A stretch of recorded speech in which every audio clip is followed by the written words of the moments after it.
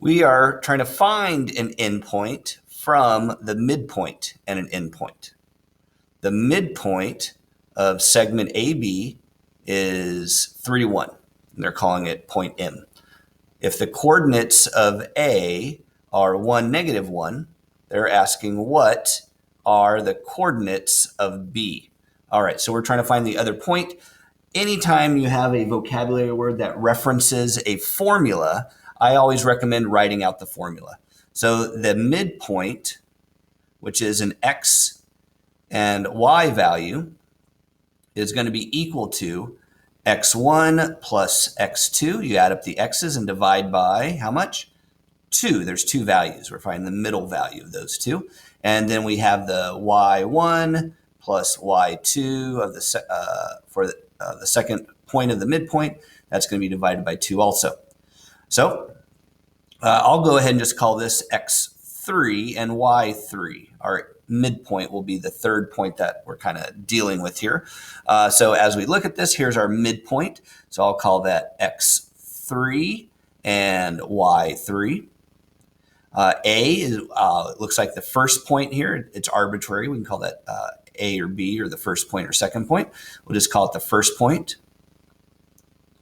And B is what we're looking for. That B point is going to be X2 comma Y2. We're trying to find that value of the second point that gives us the midpoint of 3, 1. All right, so all we're doing here is we just plug in all the values and solve it. We do each one separately. We do the X values separately from the Y values. Okay, so let's go ahead and attack it. So the X3 value is going to be equal to the X1 plus X2 divided by 2. Okay, we can go ahead and just do these one at a time. I think that'll be okay. So the X3 value is 3 equals the X1 value is 1 plus X2 is what we're looking for divided by 2. To reverse operations here, you can't just subtract 1. It's trapped by that divide by 2. So we have to get rid of that divide by 2 first. To get rid of a divide by 2, we multiply by 2. What you do to one side, you do to the other. We get 6 equals X1 plus X2. To get X2 by itself, we subtract 1 now, nothing trapping it, and we get 5 equals X2. That's our first value, and then we'll go ahead and look for the Y value. The Y value would be Y2 equals what? Sorry, Y3. We're looking for the Y. Sorry. Let's see.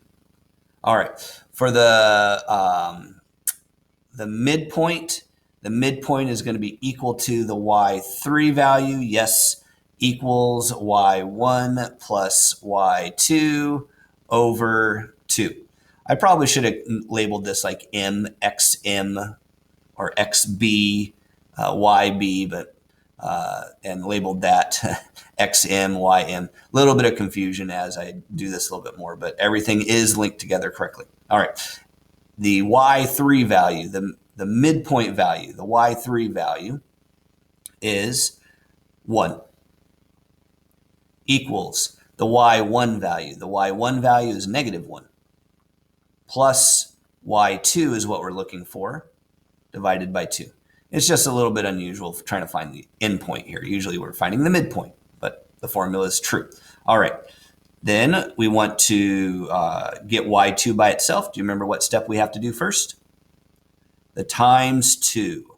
Do it to both sides, and I get 2 equals -1 plus Y2.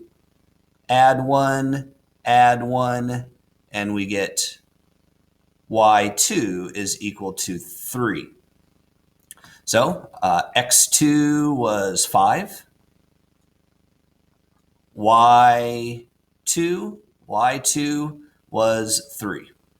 So I got the 0.53 as the endpoint for this. So the trick is definitely set up your equation and then I would, if I did this again, I would recommend, let's go ahead and label these a little bit better so there's less confusion here.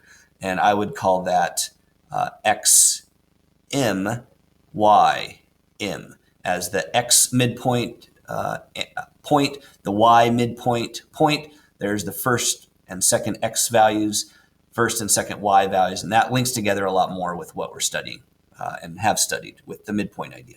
All right, 5-3. So now we know it's parenthesis 5, 3 in parenthesis. And everything looks right. There's our points. I would recommend labeling the midpoint values instead of just finding them arbitrarily. And once again, there's our value, our kind of way of structuring it to see how it goes. So definitely graph it to help you see where the point's going to be at.